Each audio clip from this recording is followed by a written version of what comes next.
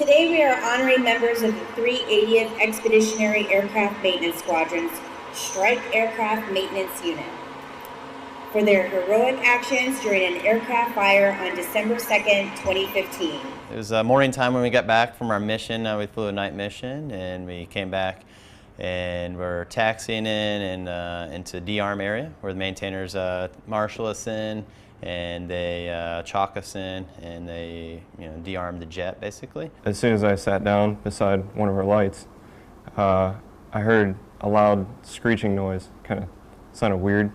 And as soon as I looked back to make sure my coworker was pulling out the chocks, I just looked back and it was just a ball of fire under the jet.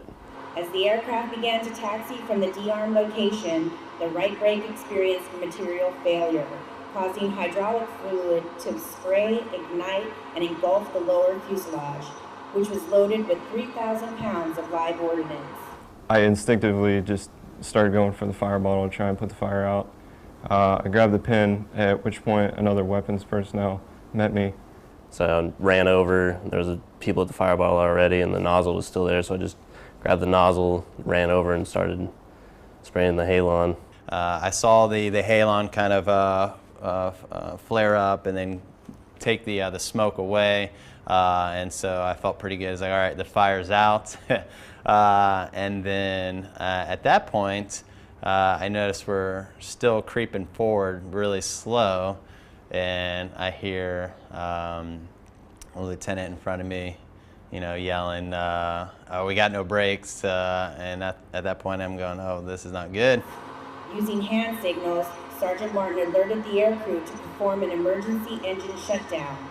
Due to the complete loss of hydraulic pressure, the now disabled aircraft rolled backwards and sideways. And then it took a turn for the worse when it was because I wasn't aware that it was their hydro line that had failed. So then they started rolling backwards and couldn't stop, and then somehow the aircraft got steered slightly towards a coalition aircraft, and it's not easy to stop that much weight from rolling.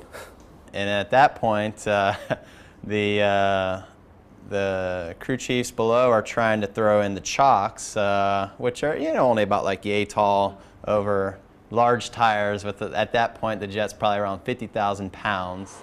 Airman D'Estasio immediately moved to the front of the crippled aircraft and threw his chocks behind the nose landing gear tire, stopping the F-15E a mere 15 feet from the F-18 and preventing a catastrophic mishap.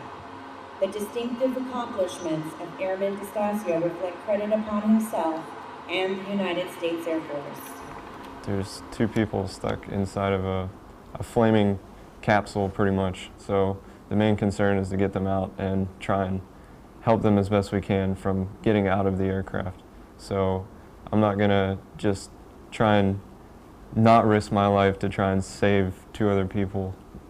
I'd rather go in there and try and help someone versus just stray away from any kind of danger. At that point we were all in danger anyway, so if I had left, munitions on fire would have been the huge concern, even if I did leave. So at that point, you might as well just stick to the grindstone and go for it.